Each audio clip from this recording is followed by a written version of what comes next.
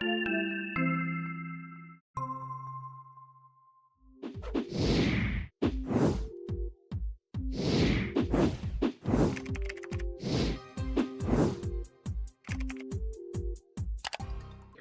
back, Richard. It's good to see you again this morning. Morning, yes. Yeah. Today we're going to revisit a topic that we've talked about a couple of times in the podcast before, and that is the idea of Dr. Google, of sort of Our friend and self-assessment. colleague. Yes, our friend and colleague, Dr. Google, and how we have this sort of propensity these days to self-diagnose. And we're going to talk about that in particular as it relates to teenagers, but there Right. are a few articles out that touch on this topic, and we're going to kind of review some of that information today. Yeah, it is something we've talked about before, and we've always been a little bit concerned about the effects of teenagers, especially teenagers, diagnosing themselves by talking to friends or family members or going into the internet. And we've discussed that. And so there are a couple of articles that have been published on this topic. One of them is in the Journal of Affective Disorders. And the evidence from most of these studies is pretty clear that this notion of self-diagnosing, especially things like depression or autism, but in this particular study, individuals who self-diagnosed were worse off than those who didn't. And therein lies our concern, is that what is the effect of self-diagnosis? And remember that even if you're self-diagnosing, you're still diagnosing. Right. And if you create a diagnosis, if you assume that you have a diagnosis, the diagnosis itself can create emotional distress and have a negative impact on your self-esteem. So Right. you need to be careful about making a diagnosis, I think, as individuals, about accepting a diagnosis, but as professionals, about making a diagnosis, that we need to be very, very cautious when we do that. Right. Yeah, I think that something we would encourage people to consider is that, when it comes to these issues, you can really take anything from the medical field in general. It takes a long time for professionals, physicians, psychologists, counselors. It takes a long time for a person to develop the understanding and the skills and the awareness and understanding of things to get to the point where they can make a diagnosis. Even if you take a physical ailment, yes, there may be MRI scans or blood tests that can be used to diagnose diabetes or a tumor or something like that. But it still requires a medical evaluation for that to be confirmed and to be identified. You can type into Google these various symptoms, and it could say, well, people with those symptoms oftentimes are diagnosed with diabetes. You still have to go to the doctor to be diagnosed with diabetes. I mean, you still have to have blood work and all that kind of stuff done. Mental health conditions are really no different. Yes, you can say, oh, well, I have these symptoms, I'm experiencing these things, but you still have to go to a professional to get the official diagnosis, to really have that explored, to really understand. Now, obviously, we don't have blood tests or brain imaging machines that can diagnose depression or ADHD or anything like that.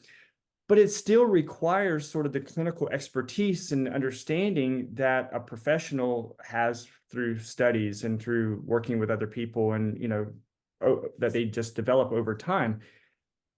Just reading some symptoms, typing in some symptoms into Google, and Google coming back and saying, oh, this is often associated with, you get a whole bunch of sites about depression or dissociative identity disorder or schizophrenia, any of those things.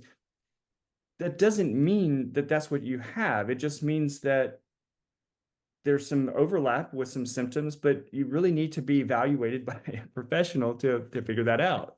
That's right. Making an accurate diagnosis involves more than just looking at the criteria or the Right. symptoms that a person has. We are obligated as professionals to think about the development of the disorder, the age of when it occurred, its severity, the impact it has on our daily living. What other conditions might the person have? What other things might explain these symptoms? And what are the exceptions? You know, there are certain exceptions that we have to abide by. And even after we go through all that, we're really dealing with a putative, presumptive diagnosis. Everything points to this looks like it's depression. Mhm. But I still have to proceed cautiously because I'm not, until I know the patient well, or until I've had more encounters, I can't be absolutely certain. So humility is a good thing when making a diagnosis. We see this with dyslexia all the time. Right. People reverse child's reversing letters or inverting numbers into, well, does she have dyslexia? Well, there's more to dyslexia than reversing letters. Right. Okay. And there's an age at which it's completely normal to reverse letters. ADHD is the same. Right. There are many, we all know the symptoms of ADHD, but just because you have the symptoms doesn't mean you have the disorder. Right. There's more to it than that. Okay. So be careful when you are, and we advise anybody, professionals and patients, to be very careful when you're just looking at symptoms. Okay. Right. Yeah. So on the one hand, it's always good to be armed with accurate information. So if you want to search the internet and look stuff up, that's probably not a bad idea to know a little bit about the disorder. I don't have diabetes, so I don't know very much about diabetes. But if my doctor said you are pre-diabetic and you need to do these things, I can tell you, I would go right to Google. I'd go Mhm. right to the internet and say, okay, what is this disorder? What do I need to do? Right. Um, but there are times when it's not such a good idea. Right. And when it's not a good idea is if you end up on a sponsored website that just wants to sell you something. Okay. So be careful, especially when you get to those websites that just want to sell you something or they have testimonials about how wonderful something is. So Dr. Google can be helpful or not helpful. So Right. be cautious when you go to the internet and you're searching these things. Okay. Absolutely. The Now, same thing occurs with labeling. There's a good part to labeling and a not so good part to labeling.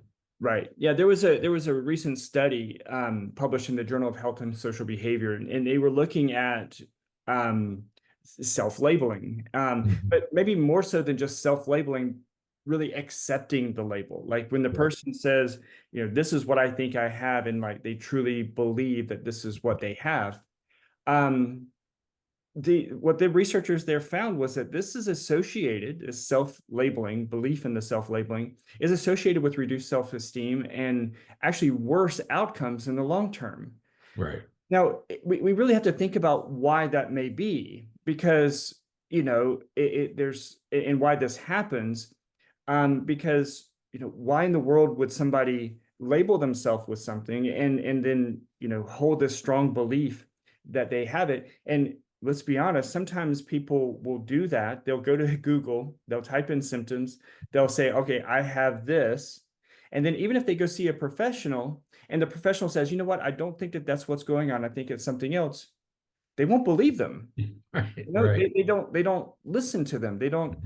And Mhm. so one of the models, or one of the ideas that they have behind this, is what they're calling the insight model. And that Right. is, how much insight and knowledge the person has about the particular illness or condition. Mhm. And that might be a good thing. Okay. It's good to have knowledge. It's good to have insight into this disorder. We know that that can increase acceptance, and acceptance promotes help seeking, Mhm. going to seek professional help. And if you understand the disorder, it provides some control, management control. So we go back to what I said about if I had diabetes, I would want to know about it so that I could exercise some control if I need to eat differently or exercise more. So insight into this disorder can be a good thing. But there's a second Right. school of thought that, in fact, it hasn't even been named yet. Some people call it the outsight, in contrast to insight, the outsight model, which is the negative aspects of accepting that you have a diagnosis. And one of them is, of course, stigma. Mhm. Is that if you have some disorder, there's a stigma attached to that label, and it can be, in some cases, it can be embarrassing, to admit that you have a particular disorder.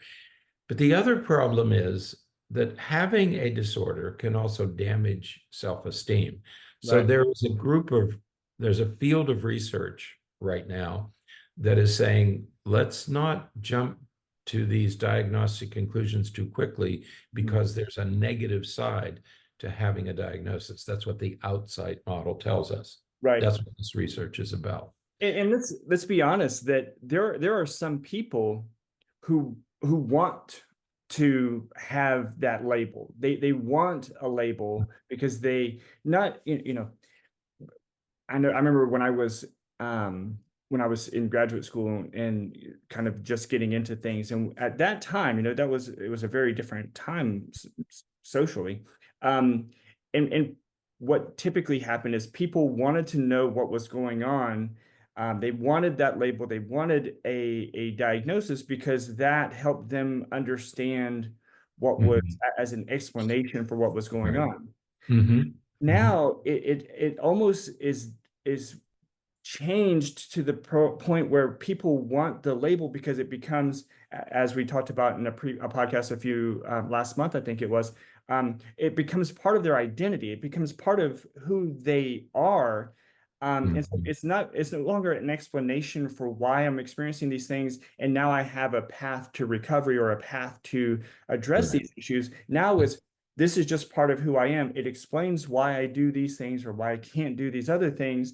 And so now I'm done. I'm satisfied. I'm at peace with this. And so now that I have this label, I'm done. And it's very, it just comes across with very different intentions, very different reasons for why the label is needed and sought after. Right. And that's one of the things that you and I have talked about, is if teenagers will develop these online friendships, and sometimes those friendships lead to a discussion of behaviors and what you do and everything. And you teenagers get into this discussion about mental health issues, that I have ADHD, well, I have depression, I have bipolar, I have DMDD. So they begin talking about this, and then sometimes teenagers they'll self-label Mhm. simply to be part of a group. Right. Okay, so I'm part of the bipolar group. I'm part of the eating disorders group. So it's affiliation, which is completely normal in teenagers, is you want to be part of a group. And so here's your group. They affiliate with each other because they have common, what they believe are common mental health diagnoses. That I see as to me a problem, because kids Right. identify, the diagnosis becomes part of their identity, and Right. then lies the challenge. That's a challenge that we have to address.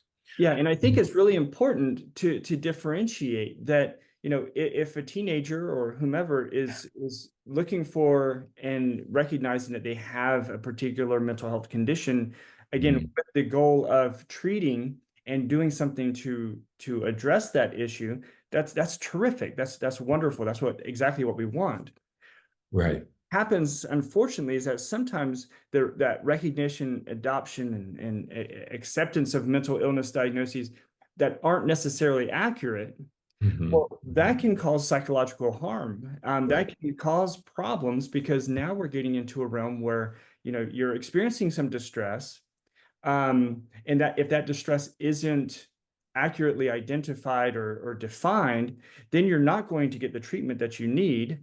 You're going Right. to accept something about yourself that's not accurate, and you're going to, you're at risk for sort of following into this path of, you're sort of using that inaccurate diagnosis as a justification for why you're doing maladaptive behaviors. So, Okay. you know, If you're having a really hard time concentrating and focusing in class, in like your college class or something, sure, it could mean that you have ADHD, but it could also mean that you're really not going to be, a medical Right. geneticist. It just Right. may mean that that genetics class is just not something that you're going to be able to manage. That That's may right. be all that it means, Yeah.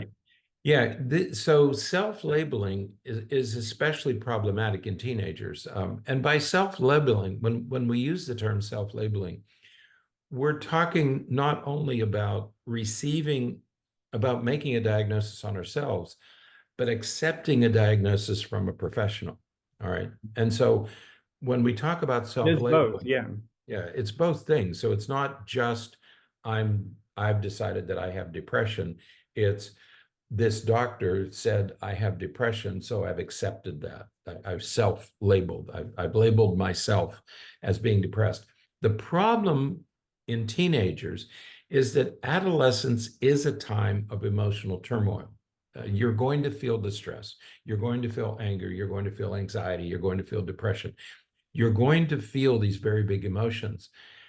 And when we resort or hand to teenagers a diagnosis and they say to them, well, I'm depressed or I have depression, why? I think what we should be doing is explaining some of these problems in non-clinical terms, like I've been feeling down recently, or I'm going through some difficult times right now. That would be a normal teenage reaction to the challenges that they inevitably face. Right. Resort to a diagnosis is probably not a good thing in most cases. Remember, we had a podcast a few weeks ago and we said there's an 80% chance that it's not a mental illness. Right. Most teenagers, 20% have a diagnosis, but that means 80% don't.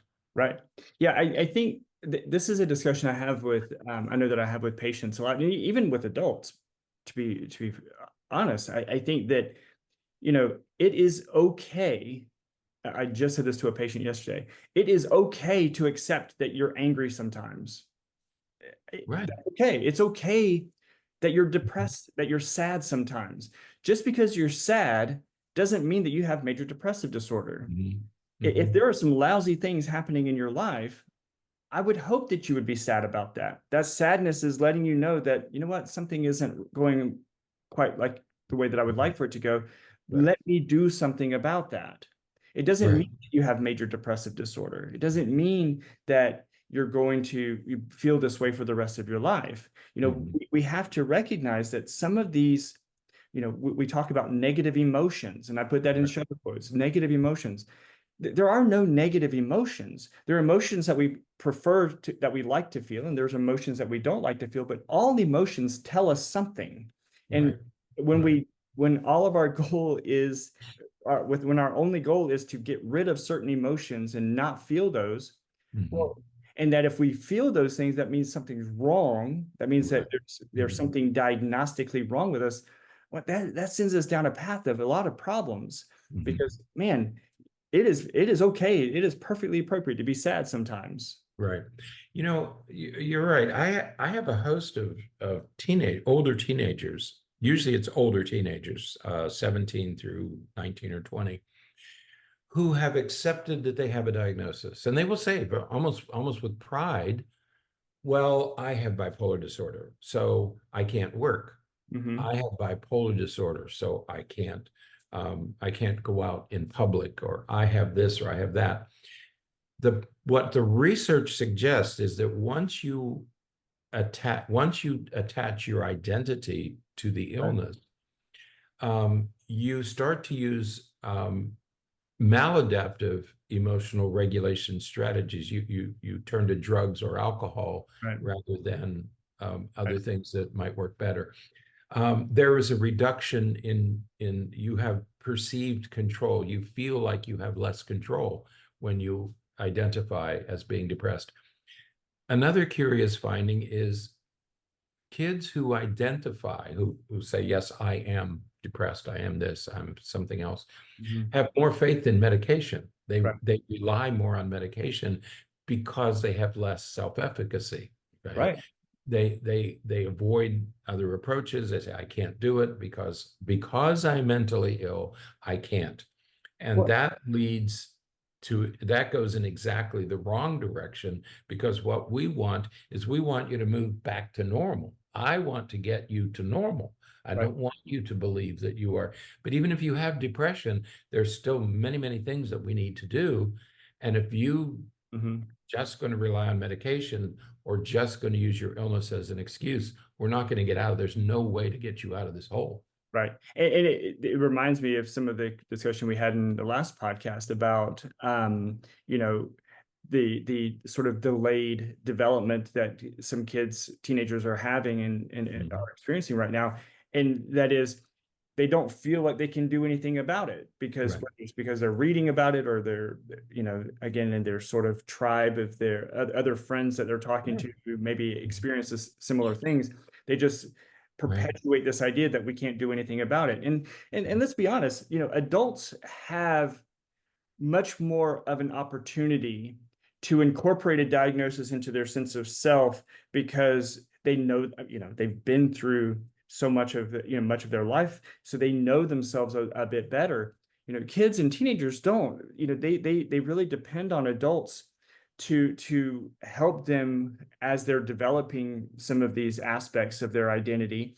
And so if an adult is telling them that they can't do something, or they shouldn't do something, or they shouldn't feel a certain way, or they should behave a certain way, they're going to, generally speaking, they're going to accept that.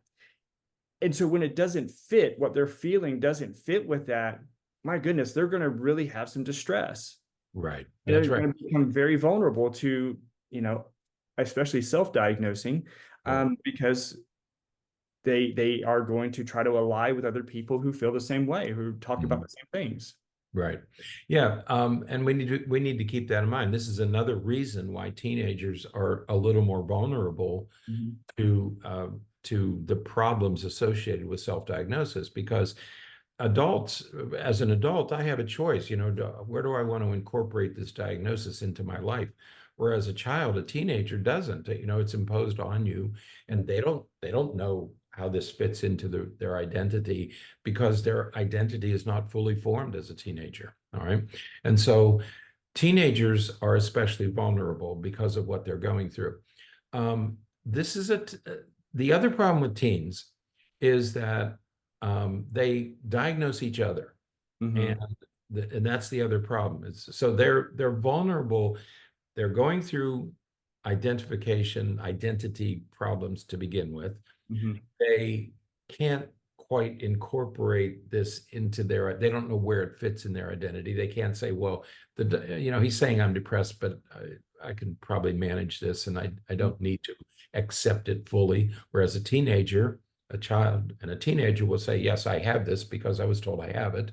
Right. And they're more susceptible to friends and associates telling them that they have a disorder. Right. So they're much more vulnerable. Well, Now, and I think an example of this is, you and I were talking the other day about, just in your office. I think we were just talking and chit-chatting about a bunch of different things. And we talked about our own histories. And we talked about, like, I have had some experiences of feeling pretty depressed at times.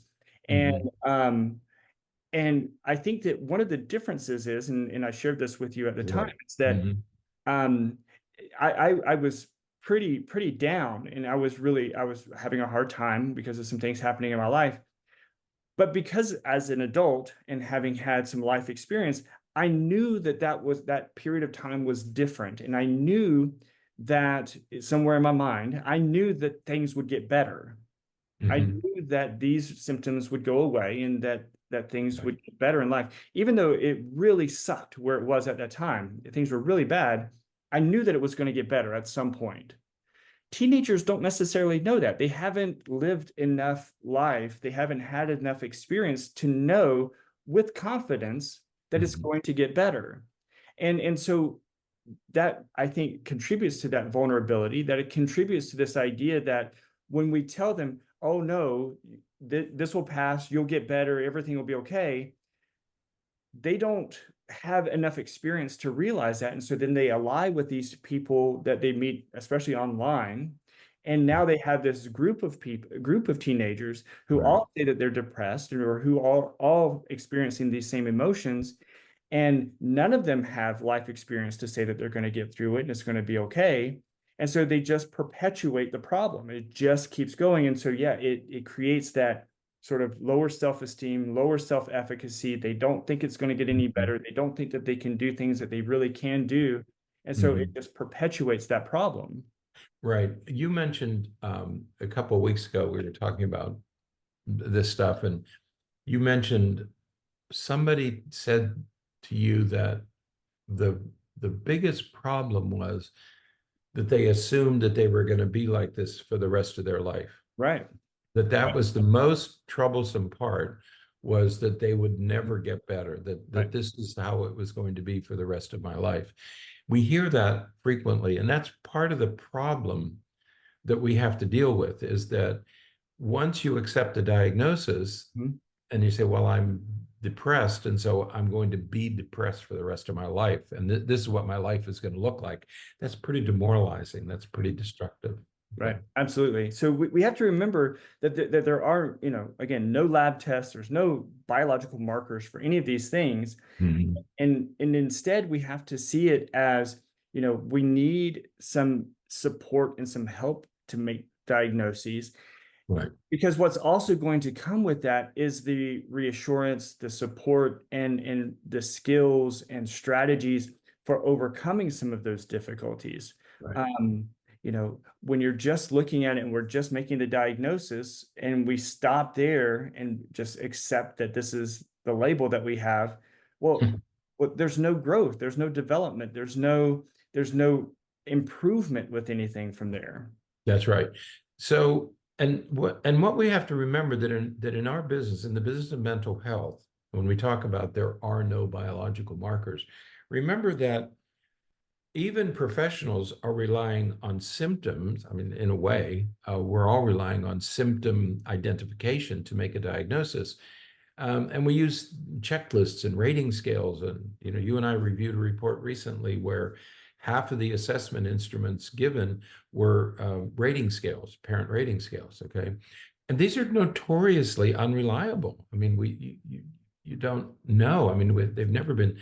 It's been difficult to verify that they're giving you accurate information. So remember that when we talk about a hypothetical, a putative diagnosis, we have to be very careful that we don't stand firm and say this person has A, B, or C. We also know that mental health diagnoses are in a context, in time and in location. So ADHD, for example, we know that there's some association. We know that kids whose birthdays are closer to the start of school have Mhm. higher rates of ADHD. Well, Right. that's not an ADHD problem. That's a maturation problem. Right. So, Well, we also know that kids are more likely to be diagnosed with ADHD in, southeastern states of the United States rather than the northeastern states in the United States. because the expectations are higher. Expectations are different. Yeah. You're expected to be obedient. You're expected to say yes, sir. You're expected to stay quiet. Yeah. In the South, there are cultural expectations that don't exist in all areas of the country. So rates of ADHD are higher. Rates of medication are higher in the South than they are in the North. Right. Okay. And Yeah. so we have to remember that the world, the mental health world, is, these are contextual. They're in a context. And we have to remember that cultural norms and societal norms and school expectations also exert an influence on making a diagnosis. All right. Yeah. So what we don't want to do is, in accepting a diagnosis, we have to remember that we can make children feel inferior or inadequate or damaged or incomplete, or they're undeserving of being loved or accepted. And we need to be very careful when we make a diagnosis. We make diagnoses for many reasons. And we can't just do it to satisfy insurance companies or to get services. Let's be careful. We need to be very cautious about making a diagnosis, and we have to be very cautious about accepting a diagnosis that has been made. Absolutely, absolutely. So, well, now we put the link to a few articles, I think 3 articles in the show notes that they contain and talk about all of these things that we've talked about. But we will keep on this topic as time goes, because this is a very important concern that we have. We see it a lot here in our practice with people coming in feeling as though they already have a diagnosis, sometimes not even feeling like they don't even want to be here, Right. even though they're saying that they have these serious diagnoses. They don't even want to be here because they already know what they have and they're just accepting it and it's fine. So we have to be careful with that, and seek support, seek help. Again, all with the goal of improving, all with the goal of pushing towards normal, as opposed to just identifying that I have something abnormal and being, stopping there. Right. No, there has to be some hope. Let's not pathologize what's normal. Teenagers are going to be distressed. They're going to do stupid things. They're going to experiment. That doesn't make them abnormal, and it doesn't mean they have a mental health diagnosis. Let's be very careful before jumping to diagnosis, whether we're diagnosing ourselves or being diagnosed by others. Absolutely. All right, that's it for today. Until next time, stay happy, stay healthy, and forget to be afraid.